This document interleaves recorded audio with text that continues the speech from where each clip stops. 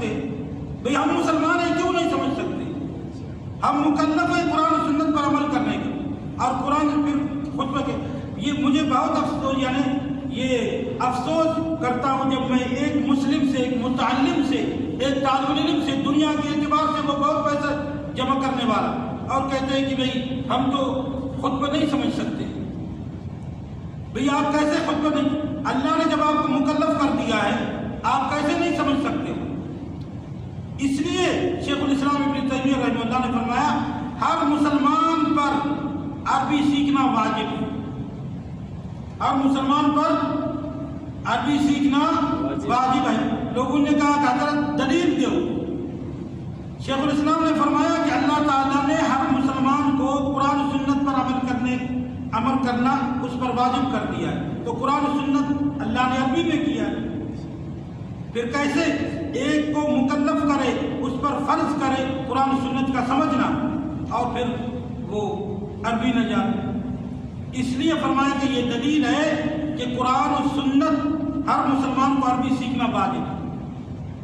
خطبہ کا خلاصہ نہیں سمجھ سکتے، 15 منٹ خطبہ لوگ دیتے ہیں، یا ایھا الذین آمنوا اتقوا اللہ حق تقاته، یا کئی دوسری آیات ذکر کرتے، یا اس حدیث کو ذکر کرے، یا اس آیت کو ذکر کرے، تو ہم اخذ نہیں کر سکتے، خطبہ میں پھر کیوں جاتے؟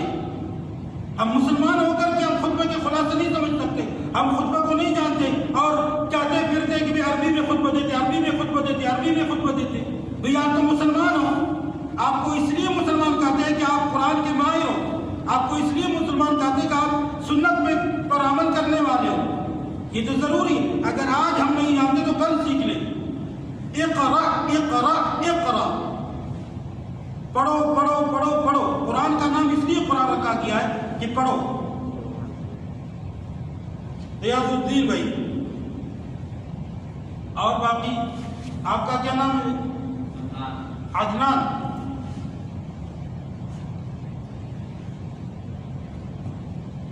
عدنان، اب فتنوں سے کیسے بچ سکتے میرے بھائی؟ وہ 3 امور ذکر کرو جو رسول اللہ صلی اللہ علیہ وسلم نے علاج بتا دیا کہ فتنوں سے بچنے کا علاج ہے۔ وہ 3 امور کیا ہے؟ ہر آدمی ہر کوئی فتنہ میں مبتلا ہو سکتا ہے۔ سب سے بڑھ کر فتنہ کیا ہے؟ شرک ہے، اور اس کے بعد والے شرک۔ ہاں، وہ آیت میں سننا چاہ رہا تھا، آپ نے نہیں بتا سکا وہ کہ اللہ تعالیٰ نے صریح بتا دیا شرک کے بارے میں۔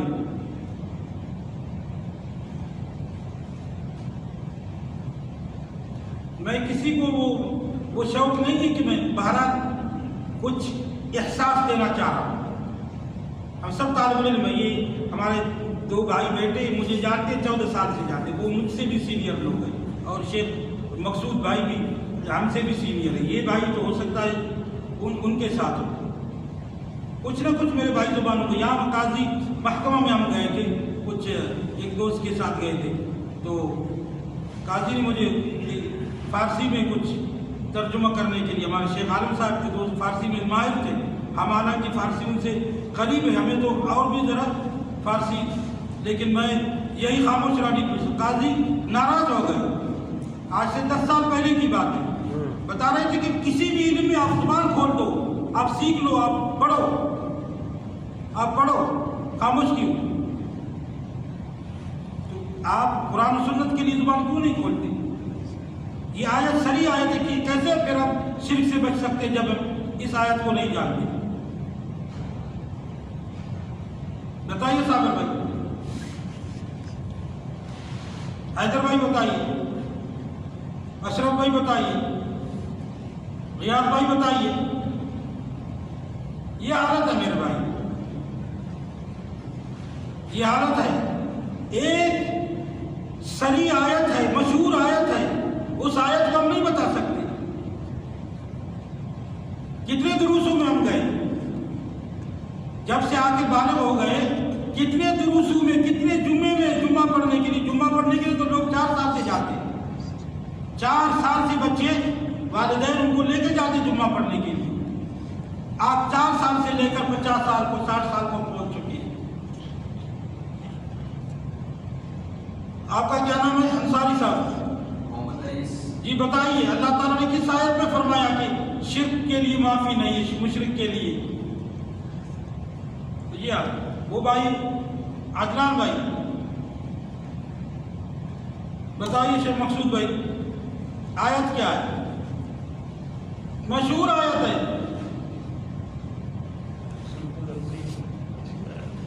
نہیں مقصود بھائی کو یاد ہے، مقصود بھائی کو یاد ہے، لیکن وہ ابھی کام سے آئے ہوئے اس لیے وہ ابھی بات یعنی بات ذہن میں نہیں آ رہی ہے. بتائیے احسان بھائی.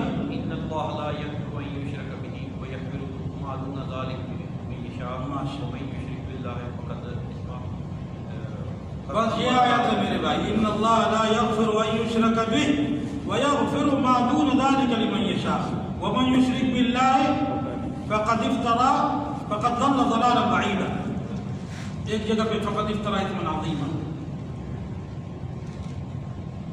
جس نے اللہ تعالیٰ نے فرمایا ان اللہ لا یغفر، اس بات میں کوئی شک نہیں ہے کہ اللہ تعالیٰ مشرک کو معاف نہیں کرے گا. ان اللہ لا یغفر ان یشرک به، اس شخص کو اللہ معاف نہیں کرے گا جو اللہ کے ساتھ شریک بنائے. میں عرض کر رہا تھا کہ تمام پریشانیوں کا جڑ، اگر کہیں آپ کے گھر میں بھی بچے لڑ رہے ہیں ادھر بھی کیا ہے؟ یہ شرک کی وجہ سے. کہیں آپ قرض دار ہو گئے شرک کی وجہ سے، کہیں دنیا میں پریشانی ہے شرک کی وجہ سے. ورنہ اللہ تعالیٰ نے فرمایا ہے وَلَوْ أَنَّ أَهْلَ الْقُرَىٰ آمَنُوا وَاتَّقَوْا لَفَتَحْنَا عَلَيْهِمْ بَرَكَاتٍ مِّنَ السَّمَاءِ وَالْأَرْضِ. اگر یہ بستی والے ایمان لائے، کیسے ایمان لائے؟ وَلَمْ يَلْبِسُوا إِيمَانَهُم بِظُلْمٍ. وَلَوْ أَنَّ أَهْلَ الْقُرَىٰ آمَنُوا وَاتَّقَوْا. اور تقویٰ کیا ہے؟ شرک سے دوری ہے. شرک سے دوری کا نام ہے تقویٰ، اور شرک سے قریب ہونے کا نام کیا ہے؟ معصیت، شرک باللہ. اور حضرت لقمان نے اپنے بیٹے سے کیا فرمایا؟ ان الشرک لظلم. یہ نہیں فرمایا ان الشرک لظلم، ان الشرک لظلم عظیم.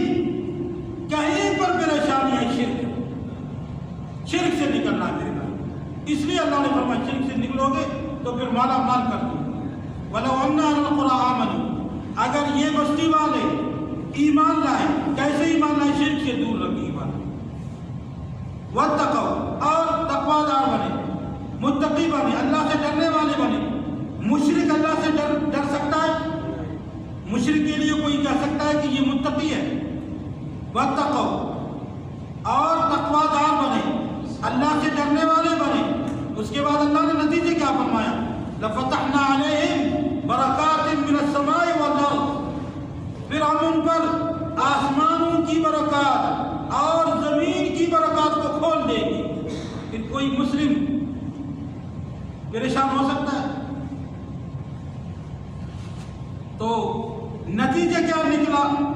تمام پریشانی شرک کی وجہ سے. سب سے بڑھ کر شرک، اس کے بعد کیا ہے؟ گناہ. گناہ کی وجہ سے بھی انسان، سب سے بڑھ کر گناہ کیا ہے؟ شرک ہے. اور اس کے بعد باقی گناہ ہے. اس وجہ سے انسان پریشان ہو جاتا ہے، اس وجہ سے وہ اس کی کام نہیں ہوتے، اس وجہ سے وہ کبھی اللہ تعالیٰ آزماتا ہے. تو قرآن کریم میں وَلَنَبْلُوَنَّكُمْ بِشَيْءٍ مِّنَ الْخَوْفِ وَالْجُوعِ وَنَقْصٍ مِّنَ الْأَمْوَالِ وَالْأَنفُسِ وَالثَّمَرَاتِ وَبَشِّرِ الصَّابِرِينَ الَّذِينَ إِذَا أَصَابَتْهُمْ مُصِيبَةٌ قَالُوا إِنَّا لِلَّهِ وَإِنَّا إِلَيْهِ رَاجِعُونَ أُولَٰئِكَ عَلَيْهِمْ صَلَوَاتٌ مِّن رَّبِّهِمْ وَرَحْمَةٌ وَأُولَٰئِكَ هُمُ الْمُهْتَدُونَ. کبھی اللہ تعالیٰ آزماتا ہے. جیسے انبیاء علیہ السلام مشرک نہیں تھے، اپنے وقت کے کیا تھے؟ سب سے بڑے موحد تھے، اور پھر بھی اللہ تعالیٰ نے ان کو آزمایا. اور صحابہ کرام مشرک نہیں تھے، اللہ تعالیٰ نے ان کو آزمایا. جس طرح اور حدیث میں آتا ہے کہ اللہ تعالیٰ ایمان کے اعتبار سے انسان کو آزمانا ہے. وہ آزمانا الگ بات ہے، لیکن اگر کوئی نماز نہیں پڑھتا ہے وہ کہے کہ اللہ تعالیٰ مجھے آزمانا ہے، نہیں. سود کھا رہا ہے، وہ کہے کہ مجھے تو اللہ نبیوں کی طرح صحابہ کرام کی طرح آزما رہا ہے۔ اگر کوئی جھوٹ بولتا پھر رہا ہے اور تہمت لگاتا ہے اور غیبت کرتا ہے اور معصیت میں جا رہا ہے، وہ کہہ سکے گا کہ مجھے اللہ آزما رہا ہے؟ نہیں، ابتلا الگ ہے، آزمائش الگ ہے، اور معصیت کی وجہ سے جو مصیبت وہ الگ ہے۔ نیک آدمی پر اگر مصائب آتے ہیں تو اس کو گناہوں سے پاک کرنے کے لیے آتے ہیں۔ اس لیے انبیاء علیہ السلام، حضرت یعقوب علیہ السلام اپنے وقت کے موحد، سب سے بڑھ کر موحد تھے، اور پریشانیاں آئی، ربی انی اشکو بثی و حزنی الیک، یہ کہتے رہے۔ یہ گناہوں کی وجہ سے نہیں، یہ کیا ہے؟ آزمائش۔ حضرت یوسف علیہ السلام نبی ہیں، اور وہ گناہ کی وجہ سے، حالانکہ جیل میں جا کر کے توحید کی دعوت بلند کی۔ اب ایک اور مسابقہ شروع ہو گیا میرے، کیسے؟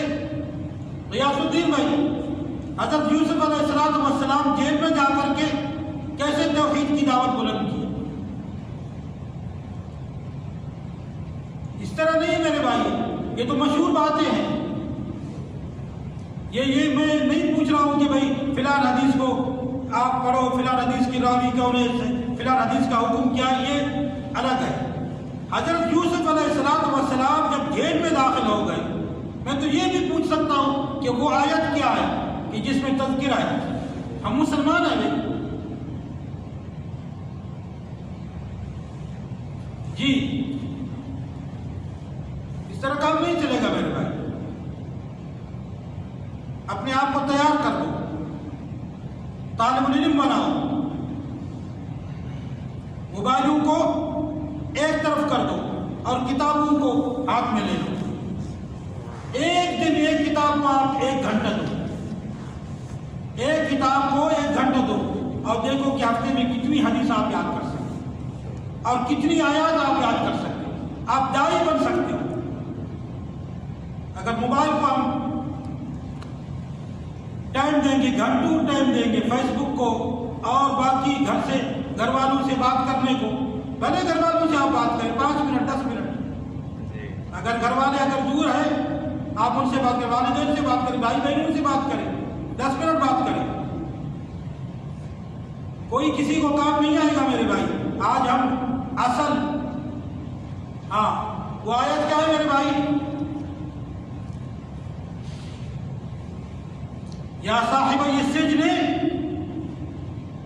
مفہوم بتاؤ میرے بھائی، عدنان بھائی مفہوم بتاؤ۔ حضرت یوسف علیہ السلام نے 2 نوجوانوں کو کیسے توحید کی دعوت دیا، کیسے توحید کی دعوت بلند کر دیا جیل کے اندر؟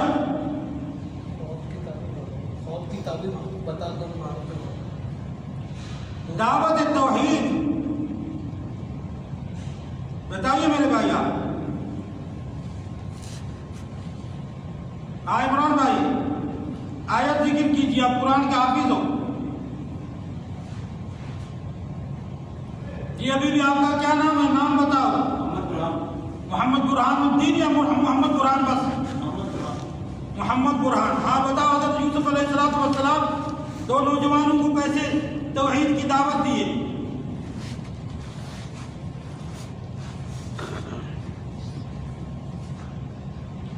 اب میں سینٹر میں آنے والے ساتھیوں سے پوچھتا ہوں، ماشاءاللہ وہ تو بتائیں گے۔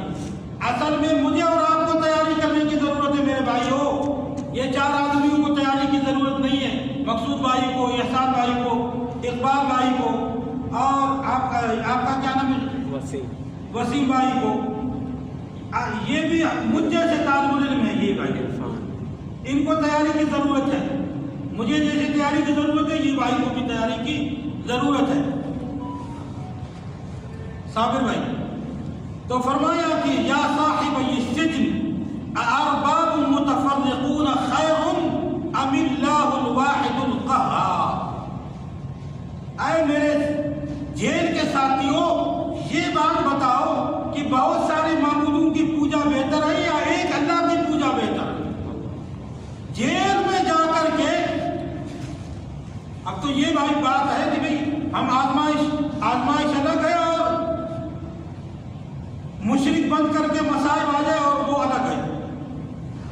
اس طرح کی آزمائش تو انبیاء پر بھی آئے، اور جاتے ہی اس سے پہلے حضرت یہ سورت کو کم سے کم کل اس سورت کو بھئی یہ مشہور سورت ہے، اس میں کیا کیا عبر ہے، کیا کیا نصیحتیں ہیں، اس میں کیا کیا بات ہے، کیا کیا دروس ہے، کیا کیا قصہ ہے اس میں. آپ شروع کر کے پڑھ لو، کبھی اس کو ایک سائڈ پہ رکھ لو، اس کو سائڈ پہ رکھو، اس پر نہ پڑھو.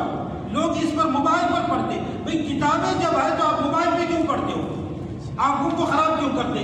جیسے مثال کے طور پر اس کتاب سے پڑھنا، اس کتاب سے پڑھنا بہتر ہے، آسان ہے، یا کہ موبائل میں لکھ کر کے، گوگل میں لکھ کر کے وہ حدیث نکال کے اور اس میں پڑھنا بہتر ہے؟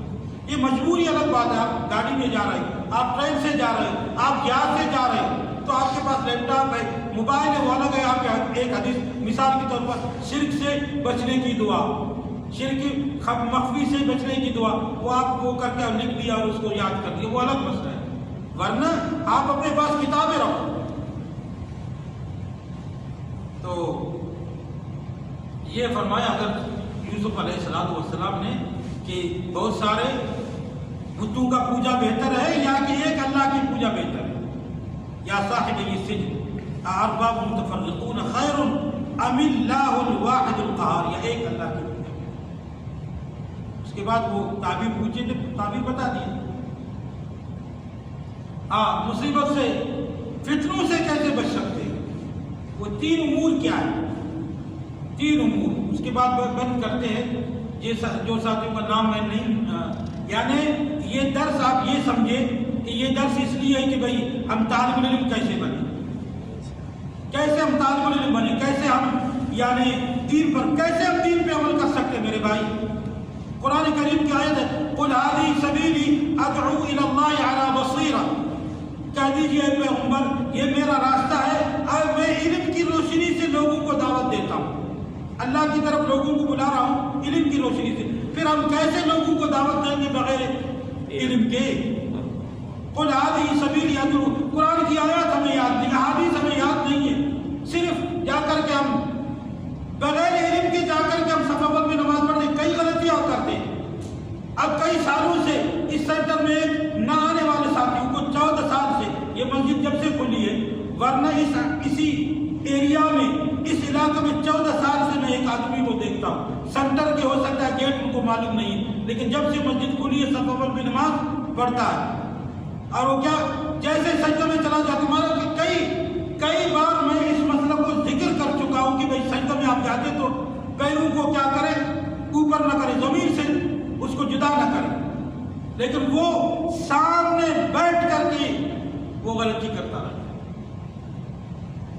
تو بغیر علم کے ایسے ہی ہم تلاوت کریں گے، کچھ جانتے نہیں ہیں. مثال کے طور پر اس قرآن کریم میں ختم اللہ علی قلوبہم وعلی سمعہم وعلی ابصارہم غشاوۃ ولہم عذاب عظیم. ایسے بس حروف تلاوت کرنے کے لیے فقط قرآن یا عمل کرنے کے لیے، یہ تو اللہ کا شکر ہے کہ اللہ تعالیٰ تلاوت کرنے پر بھی ہمیں اجر دیتا ہے، یہ تو مالک کا کرم ہے. لیکن مقصد کیا ہے قرآن کس لیے؟ یہ آیت کو اگر ہم دیکھ لیتے، ختم اللہ علی قلوبہم وعلی سمعہم وعلی ابصارہم غشاوۃ ولہم عذاب عظیم، یہ آیت صرف پڑھنے کے لیے ہے یا یہ آیت کا کوئی مفہوم وغیرہ ہے؟ کوئی مفہوم ہے، معنی ہے، ترجمہ ہے، تفسیر ہے، اور ان کے جو جن کے بارے میں ہے اور ان جو نشانی اس آیت کے اندر ہے، اس نشانی سے بھی اپنے آپ کو دور رکھنے ہیں کہ یہ اللہ تعالیٰ نے یہ اوصاف ان لوگوں کے لیے کیوں ذکر کیا. یہ تو مجھ پر تو یہ اوصاف فٹ تو نہیں آ رہے، یہ نشانیاں میرے اندر تو نہیں ہے. اس لیے میرے بھائی اب انشاءاللہ وہ مسابقہ کرتے ہیں کہ فتنوں سے بچنے کی 3 امور ہے. ایک یہ کہ انسان کیا کرے، اپنے گناہوں پر روئے، اپنے گناہوں پر، فتنوں سے ہم کیسے بچ سکتے ہیں، گناہوں پر روئے. اور کیا کریں، گھر کو لازم پکڑیں، یعنی آپ فضول نہ گھومیں. دینی کام سے جاتے ہو تو الگ مسئلے، دعوت کے کام سے جاتے ہو، جہاد کے کام سے جاتے ہو اور دینی امور میں جاتے ہو، فضول آپ کہیں ڈیوٹی کرتے ہو، کہیں کام سے فارغ ہو گئے گھر کو لا دیں، اپنے آل و عیال میں اندر آ جائیں تاکہ فتنے آپ کو فتنوں سے آپ بچ سکیں۔ اور تیسری بات کیا ہے؟ ابھی آپ دیکھ لیجئے یہ فتنوں میں انسان یا گھومنے کی وجہ سے، فضول گھومنے کی وجہ سے، لوگوں میں جانے کی فضول اس وجہ سے مبتلا ہو جاتا ہے، یا کہ زبان کی وجہ سے مبتلا ہو جاتا ہے، یا گناہ کی وجہ سے مبتلا ہو جاتا ہے۔ تو یہ تین امور پر، یہ تین کام پر آپ عمل کریں گے تو آپ فتنوں سے محفوظ رکھ سکیں۔ زبان پر کنٹرول ہو، گناہوں پر رو، اور تیسری بات کیا ہے؟ گھر کو نازل کرو۔ علم حاصل کرنے کے لیے گئے، واپس نماز پڑھنے کے لیے گئے، جب بھی گھر آ گئے اپنے گھر والوں کی اصلاح کرو، اپنے گھر والوں کو نماز پڑھو، ان کو ابارو اور نمازی بناؤ، دیندار بناؤ۔ آج ہم گھروں میں تو تربیت کرتے نہیں ہیں بالکل۔ قرآن کریم میں کون سی آیت ہے میرے بھائی کہ اللہ تعالیٰ نے فرمایا وَأْمُرْ أَهْلَكَ بِالصَّلَاةِ وَاسْتَبِرْ عَلَيْهَا لَا نَسْأَلُكَ رِزْقًا نَحْنُ نَرْزُقُكَ۔ اس کا معنی یہ ہے کہ اپنے اہل و عیال کو نماز پر ہمیشگی کرواؤ اور رزق کے بارے میں آپ ڈرو مت، ہم ہی رزق دیں گے۔ گناہوں کی وجہ سے انسان رزق سے مبتلا محروم ہو جاتا ہے، اور نماز ترک کرنا شرک ہے، نماز ترک کرنا شرک ہے۔ اس لیے امام ابو حنیفہ رحمہ اللہ نے فرمایا جو نماز نہیں پڑھتا ہے اس کو کیا کریں؟ جیل میں رکھا جائے۔ امام شافعی اور امام مالک رحمہ اللہ نے فرمایا کہ اس کو مار دیا جائے، اور امام احمد رحمہ اللہ نے کیا فرمایا جو نماز نہیں پڑھتا ہے اس کو دین اسلام سے مرتد ہے۔ پھر ہم نعمتوں کے لیے انتظار میں ہیں کہ ہم نعمتوں میں کیوں نہیں ہیں، نعمتیں ہم سے کیوں چھینی جا رہی ہے اور اللہ تعالیٰ مدد کیوں نہیں کرتا ہے؟ گھر میں کتنے لوگ بے نمازی ہیں؟ فتنوں میں مبتلا یہ نشانیاں ہیں، یہ تین چیزیں ہیں، ان میں تو پورے گھر والے مبتلا ہیں، پھر کہتے ہیں کہ میں فتنے کیوں آ رہا ہوں؟ زبان کی حفاظت نہیں ہے، گناہوں پر رونا نہیں ہے، اور اسی طرح گھومنا پھرنا ادھر، ایک چائے کی کپ کے لیے لوگ گھنٹوں کھڑے رہتے ہیں، فضول باتیں کرتے ہیں۔ یہ گھر سے نکلنا نہیں ہے۔ اللہ تعالیٰ ہم سب کو ان باتوں پہ عمل کرنے کی توفیق عطا فرمائے۔ وصلی اللہ وسلم علی رسول اللہ محمد